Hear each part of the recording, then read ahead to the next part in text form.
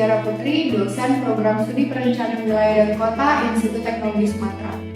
Pada kesempatan kali ini, saya akan menampilkan video micro teaching sebagai salah satu syarat kepesertaan sertifikasi dosen tahun 2026. Mata kuliah yang akan saya tampilkan adalah mata kuliah Sistem Perumahan. Mata kuliah ini menggunakan pendekatan case-based method, di mana mahasiswa akan dikenalkan terlebih dahulu mengenai teori perumahan dan permukiman, lalu kemudian dilanjutkan dengan analisis studi kasus.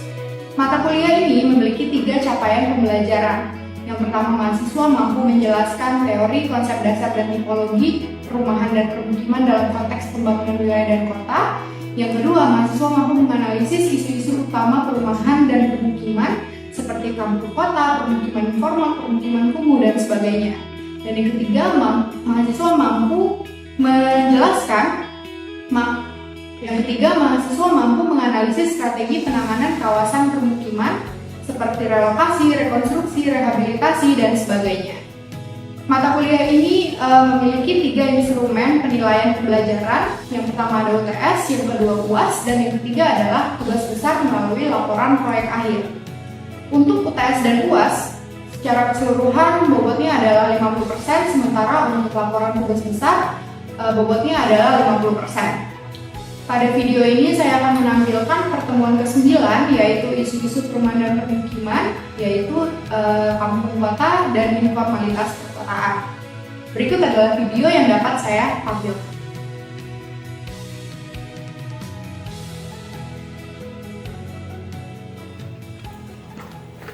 Oke, assalamualaikum warahmatullahi wabarakatuh. Waalaikumsalam warahmatullahi wabarakatuh. Selamat sore semuanya. Jadi terima kasih sudah hadir tepat waktu. Jadi hari ini kita akan mulai perkuliahan sistem perumahan minggu ke-9. Dan sebelum mulai, seperti biasa kita doa dulu ya. Berdoa masing-masing, dipersilakan.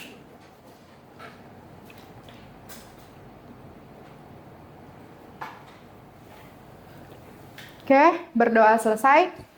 Nah, ini kan minggu ke-9 ya. Minggu ke-8 kemarin kita udah UTS. Alhamdulillah, hasilnya gimana? Baik, bagus. Bagus. Nah, kalau dari keseluruhan, nggak ada datanya di sini. Jadi kalau secara keseluruhan kemarin udah saya koreksi hasil UTS-nya, alhamdulillah cukup bagus ya. Cuma tadi ada penekanan di poin-poin yang pengertian perumahan dan permukiman ya. Itu yang masih perlu di-highlight. Mungkin ke depannya nih, nanti kan kita mau UAS. Dan ke depannya kalian nanti ada studio perencanaan kota. Itu nanti perlu nih, pemahaman itu perlu kalian dapat dulu. Dan biar clear, gak salah-salah ke depannya. Nah, ada yang bisa, jawab nggak nih kira-kira? Kan ada 2 kata kunci ya di mata kuliah ini, perumahan dan permukiman. Apa sih bedanya? Ada yang bisa jawab nggak? Izin menjawab, Bu. Mas, gimana Januardi? Boleh? Baik, Bu. Dari apa yang saya pahami mengenai definisi dari kedua kata tersebut, perumahan itu lebih ke arah akses bangunan fisik, Bu, yang menjadikan perumahan itu seperti bagaimana perumahan itu dibentuk supaya orang-orang itu bisa dengan tinggal dengan layak, baru juga nyaman, harmonis. Nah, tapi kalau permukiman itu lebih ke arah strata sosial maupun ekonominya. Di mana dari permukiman itu, dari kata bermukim juga, yang artinya orang-orang yang tinggal di sana, akses kehidupannya, sosial maupun ekonominya, itu merupakan suatu hal yang berbeda secara fisik dari perumahan, Bu. Jadi walaupun ini berkaitan, ada satu dua perihal yang memang membedakannya secara luas, Bu. Itu sih kalau dari saya. Oke, dari Januardi ada 2 penekanan nih ya teman-teman. Ada perumahan itu, Januardi memberikan penekanannya pada aspek fisik bangunannya, di mana kualitas hunian. Bangunan hunian dia sebagai bangunan yang bisa memberikan fungsi perlindungan untuk rumah ibaratnya. Sementara yang permukiman tadi, Januardi meng-highlight ada yang lebih luas lagi, hubungan sosial yang terjalin antar manusia yang ada di dalamnya atau yang tinggal di dalam bangunan-bangunan rumah itu. Oke, jadi mungkin itu ya teman-teman refleksi dari pertemuan kita 1-8 UTS kalian kemarin. Semoga ada pembelajaran dari sana, bisa ke depannya bisa lancar. kita sekarang masuk ke minggu ke-9. Ini materinya terkait dengan isu dan permasalahan perumahan dan permukiman. Topiknya lanjutan ya. Kita akan bahas kampung kota dan informalitas perkotaan. Nah, untuk capaian pembelajaran mata kuliahnya di pertemuan ini bisa sama-sama kita baca ya. Untuk CPMK-nya dia mengacu ke CPMK mata kuliah. Dan sub CPMK-nya, khususnya untuk di pertemuan ini, kalian diharapkan mampu menganalisis dinamika kampung kota sebagai bentuk informalitas perkotaan.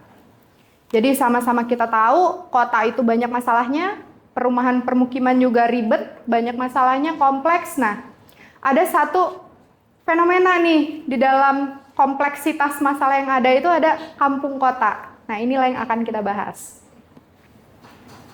Outline-nya ini, fenomena kampung kota, karakteristik kampung kota dan informalitas perkotaan, dan penutup. Masuk ke substansi materinya, kampung kota. Ada yang pernah dengar nggak? Kampung kota itu apa? Kampung di tengah kota, Bu. Kampung di tengah kota, apalagi? Atau bisa nggak kalian nyebutin apa ya yang terlintas di benak kalian saat dengar kampung kota? Bantaran Sungai Ciliwung. Bantaran Sungai Ciliwung.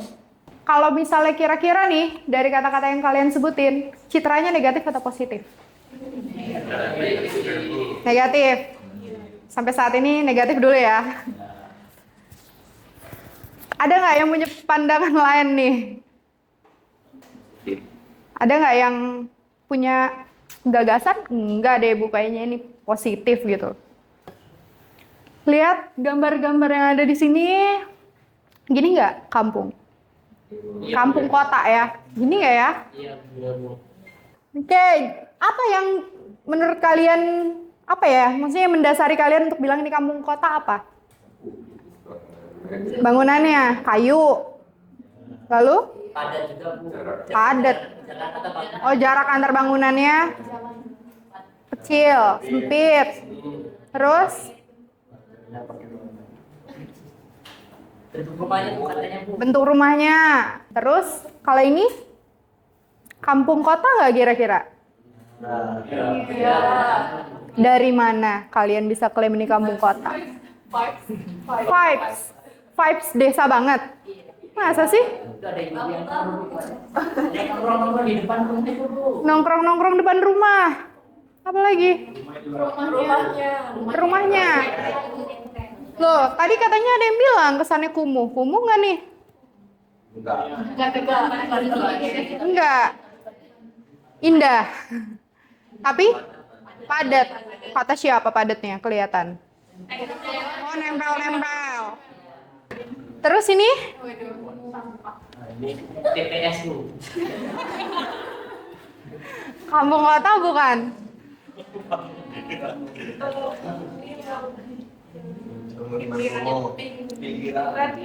Pinggiran. Bukan kampung kota berarti. PKL sih, Bu. PKL itu rumah-rumahnya banyak gitu. Ini gerobaknya aja terus itu. Iya itu di sebelah sininya. Nih. Oke, dari semua gambar terakhir nih satu gambar. Nih, saya ngambil ya dari detik.com ini. Ini kampung kota atau bukan nih di belakangnya ibu itu?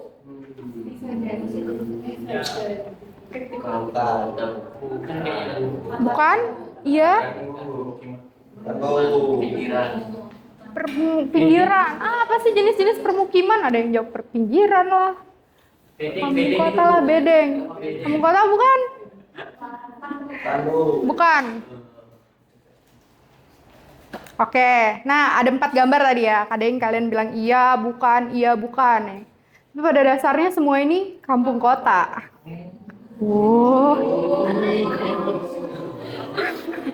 Nah, kenapa sih? Pertama kita bahas secara definisinya dulu. Kampung kota dari secara teori ya. Oke, secara definisi, kampung kota itu adalah permukiman yang berkembang di kawasan perkotaan dengan karakter sosial budaya kampung, namun berada di dinamika ekonomi dan tata ruang kota.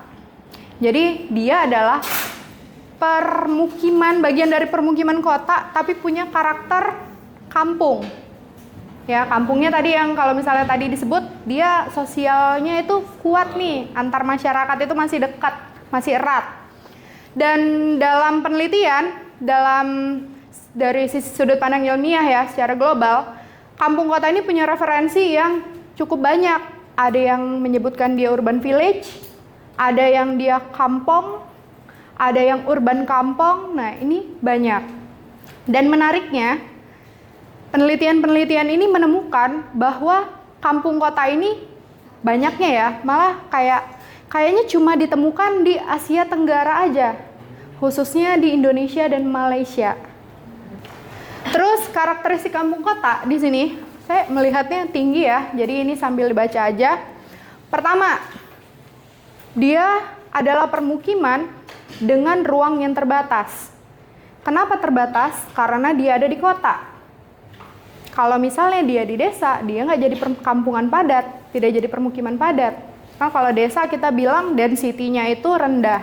Sementara kalau di kota, kita punya masalah keterbatasan lahan. Sehingga kalau makin banyak penduduk, dia makin padat. Yang kedua, dia seringkali itu memiliki kerentanan permukiman yang tinggi.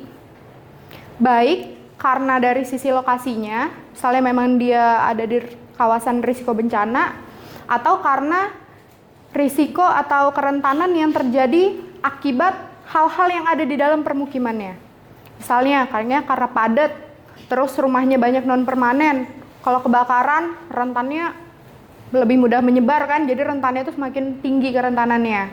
Jadi dia kerentanannya relatif tinggi, tapi mereka juga biasanya punya bentuk adaptasi yang baik terhadap kerentanan tersebut.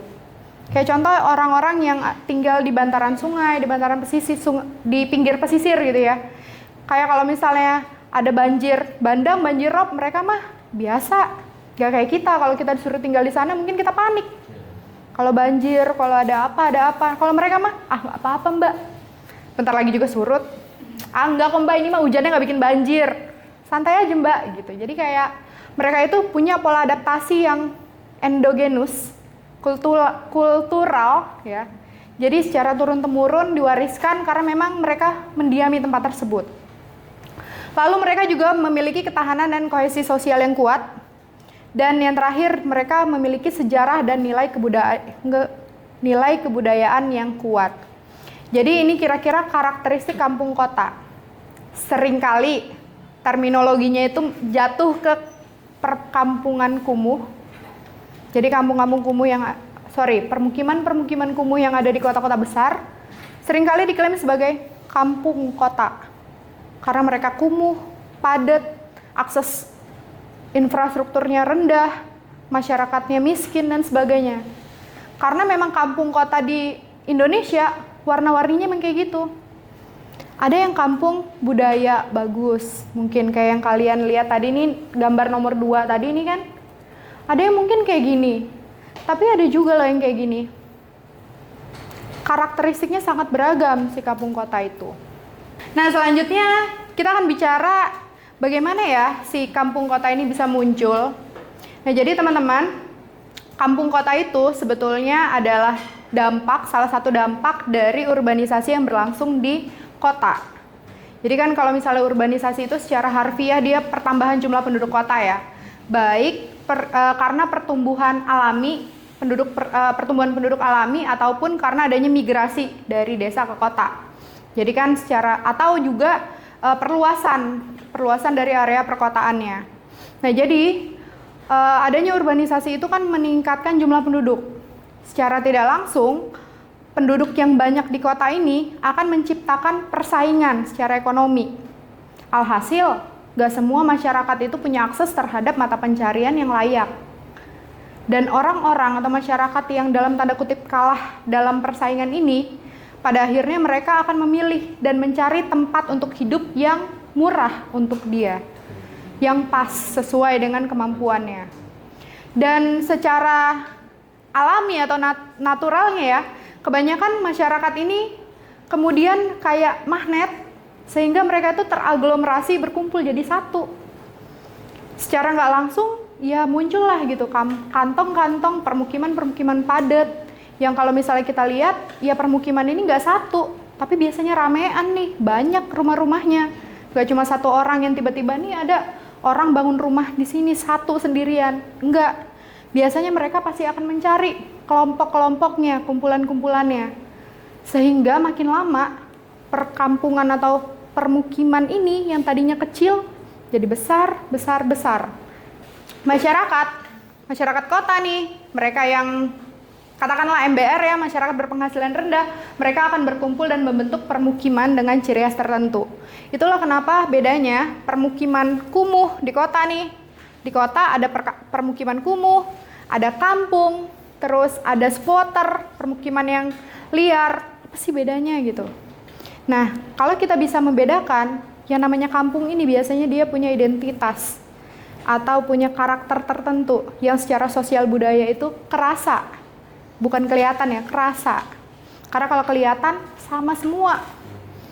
Cuma kalau misalnya dari sisi sosial budaya, kerasa. Ya itulah yang membedakan nih kampung kota itu dengan permukiman kota pada umumnya. Kita masuk ke segmen yang kedua. Materi yang kedua ini kampung kota dan informalitas perkotaan. Nah, jadi melanjutkan yang tadi, saya mau tanya lagi nih, kira-kira kampung kota itu hal yang sebaiknya hilang atau enggak nih teman-teman? Enggak. Iya. Tergantung. Tapi ternyata, nih sedikit kontra ya, mungkin ini adalah satu sisi yang seringkali lewat gitu aja. Kalau si kampung kota itu, dia adalah bagian dari sistem ekonomi kota yang nggak bisa dihilangkan. Justru ya, kalau misalnya ini dihilangkan, ya sistem ekonomi kota nggak jalan. Kenapa sih? Karena pekerjaannya nanti jadi formal semua. Apa tuh bedanya pekerjaan formal dan informal? Kalau pekerjaan formal itu kan biasanya kayak di kota-kota Bu, kayak mungkin jadi pekerja seperti bank ataupun jasa lainnya lah. Kalau informal kan mungkin lebih ke kaki lima gitu, ataupun juga ya makanan-makanan di pinggir-pinggir jalan gitu kan informal tuh, yang biasanya tuh pembuat dari segi ekonominya itu biasanya lebih berkembang pesat gitu Bu. Jadi pinggiran-pinggiran ataupun kampung kota itu ya sebenarnya harusnya difasilitasi bukan digusur, karena membuat pergerakan ekonomi di suatu kota itu lebih cepat bahasanya gitu Bu. Oke. Tapi kalau misalnya saya tertarik dengan kata-kata kamu harusnya difasilitasi. Ya. Menurut kalian ya, teman-teman yang lain juga mungkin. Apa ya yang terjadi kalau semua kampung kota itu difasilitasi? Adakah sisi-sisi positif atau negatif justru malah yang berkembang? Saya Iya boleh. izin memperkenalkan diri, saya Maria. Mau menjawab, kalau dari sisi negatifnya mungkin bakal lebih menjamur lagi nanti Bu. Jadi semakin banyak orang berbondong-bondong datang ke kota itu untuk minta difasilitasi hal yang sama dengan masyarakat yang sudah dapat fasilitasnya, dan nanti bakalan kepadatan masyarakatnya di situ bakal lebih penuh dan lebih padat lagi gitu Bu. Oke, ya betul ya. Jadi ada sudut pandang negatif dan positifnya juga. Kita memang harus berhati-hati untuk mengintervensi masalah kampung kota yang ada di kota ini. Jadi kalau misalnya salah-salah ya akan muncul masalah-masalah yang baru. Di samping sisi atau potensi-potensi positifnya yang banyak justru di kampung kota. Nah ini kita bisa bahas, sebetulnya ada beberapa peranan kampung kota di kota. Pertama, kampung kota itu, oh ini ada light-nya, ada sinarnya ya. Pertama, dia sebagai penyedia tempat tinggal yang terjangkau. Jadi sebagaimana tadi saya sampaikan bahwa kampung kota itu memang kebanyakan isinya adalah masyarakat berpenghasilan rendah. Kampung kota menjadi salah satu sumber daya nih, dia yang bisa menyediakan rumah-rumah tinggal yang terjangkau oleh masyarakat berpenghasilan rendah. Kenapa? Karena biasanya rumah-rumah murah itu nggak bisa disuplai oleh developer, oleh perumahan-perumahan formal. sehingga mereka akan lari ke kampung-kampung kota yang relatif murah. Lalu yang kedua, dia juga berperan sebagai salah satu aktor dari dinamika ekonomi lokal. Kenapa? Karena dia bisa mensuplai berbagai ragam mata pencarian. Jadi sangat beragam mata pencarian yang bisa mereka tawarkan. Dari ekonomi lokal, pasar lokal, kerajinan, UMKM, itu mereka bisa semua. Malah tadi kan ada PKL, ada tambal ban, ada laundry, yang kecil-kecilan itu mereka bisa. Warung ya, rumah makan itu banyak yang mereka bisa kontribusikan di sana. Yang nggak semuanya bisa di-cover sama pekerjaan-pekerjaan yang formal. Selanjutnya, keragaman budaya dan sosial. Jadi kampung kota ini juga bisa menciptakan suatu kebudayaan atau sosial yang baru atau yang kuat. Dari mereka yang dari desa tadi saya sampaikan, mereka bawa kebudayaannya, dibawa ke kota, di kota jadi disebarluaskan gitu, ditanamkan terus-menerus, atau mereka menciptakan kebudayaan-kebudayaan bersama kolektif. Selain itu juga mereka akan punya, di sini ada inovasi dan adaptasi lingkungan. Seringkali mereka justru yang lebih efektif untuk menciptakan berbagai mitigasi bencana, karena mereka adaptif sekali sama lingkungannya. Kita ada tinggal di bantaran Sungai Ciliwung. Sungai Ciliwung itu airnya kayak gini. Mereka mungkin tahu gitu, secara sehari-hari mereka udah paham. Oh, Sungai Ciliwung kalau dia kayak gini berarti nanti banjir nih, kalau segini enggak. Oh, kalau kayak gini aman. Oh, kayak gini kelihatannya kotor tapi masih aman gitu. Terus partisipasi dalam perencanaan kota. Nah, ini dalam skupnya perencanaan kota modern banyak ternyata teman-teman dari LSM, NGO itu yang mulai turun ke kampung-kampung kota untuk mulai apa? Mulai menaikkan si kampung kota ini, difasilitasin. Kalau tadi kata rekan kalian kan, difasilitasi, dilihat apakah ada hal-hal yang bisa disupport, jadi pariwisata, jadi sumber ekonomi baru bagi masyarakat. Yang kita melihat kampung kota itu nggak cuma sesuatu yang kumuh dan harus dihilangkan aja gitu, tapi ada loh nilainya, ada core value-nya yang ternyata bisa diangkat dari kampung kota ini. Nah, di sini saya punya beberapa contoh kasus ya dari kampung kota nih, kayak yang udah terjadi di Jakarta. Mungkin kalian yang orang Jakarta bisa lihat nih, ada kampung akuarium di Jakarta. Dia dulu kampung kumuh, tapi kumuh ya, permukiman kumuh, tapi kemudian difasilitasi menjadi rusun di sini, disuplai dengan berbagai infrastruktur dasar, dan jadi seperti ini. Kalau kalian mau lebih lanjut nanti searching, cari, atau kalau kalian punya kesempatan datang ke sana bisa lihat apa sih yang terjadi di sana. Kok mereka jadi penerima kampung improvement program misalnya. Terus ada juga yang ini kampung apa bacanya? Kode di Yogyakarta. Mereka bikin coraknya secara nyentrik nih biar kelihatan, estetikanya dapat. Jadi mereka menciptakan justru identitas baru untuk kampungnya. Terus ada juga nih kampung warna-warni di Malang.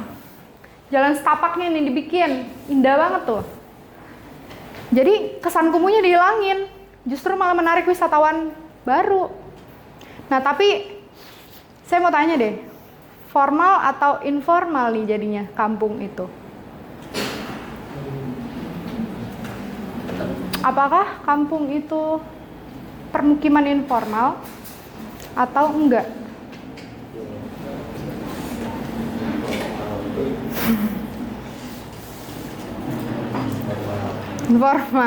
Formal. Enggak semuanya ya. Kebanyakan informal. Tapi nggak menutup kemungkinan ada yang formal. Baik dia formal memang dari awalnya udah formal, atau dia sudah diformalisasi. Ya, jadi memang kalau kita menghadapi kampung, nggak bisa kita bilang mereka itu ilegal, informal. Nggak semuanya seperti itu. Ada kondisi-kondisi tertentu yang kasus-kasusnya beda-beda juga.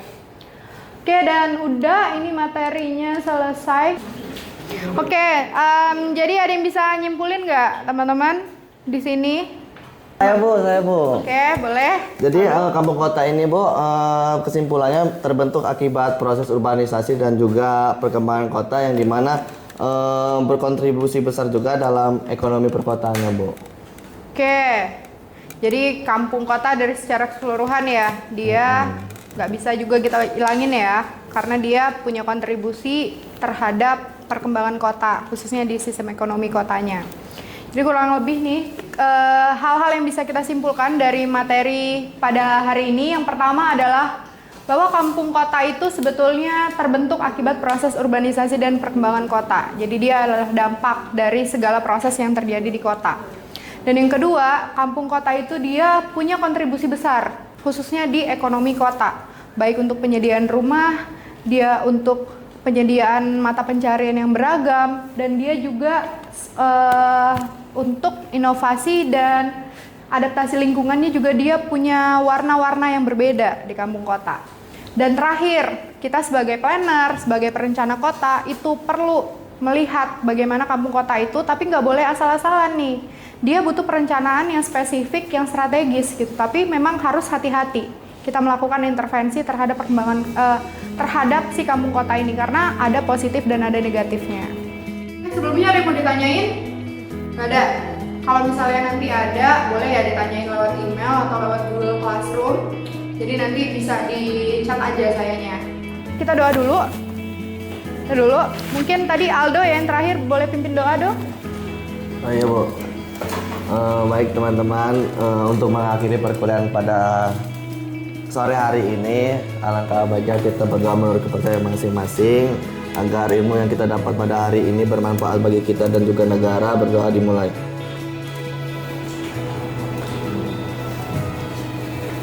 Doa selesai. Amin. Terima kasih banyak teman-teman atas perhatiannya. Mohon maaf kalau ada kesalahan. Sehat selalu. Sampai jumpa minggu depan. Assalamualaikum warahmatullahi wabarakatuh. Waalaikumsalam warahmatullahi wabarakatuh. Sama. Demikian video micro teaching yang dapat saya sampaikan. Terima kasih banyak. Assalamualaikum warahmatullahi wabarakatuh.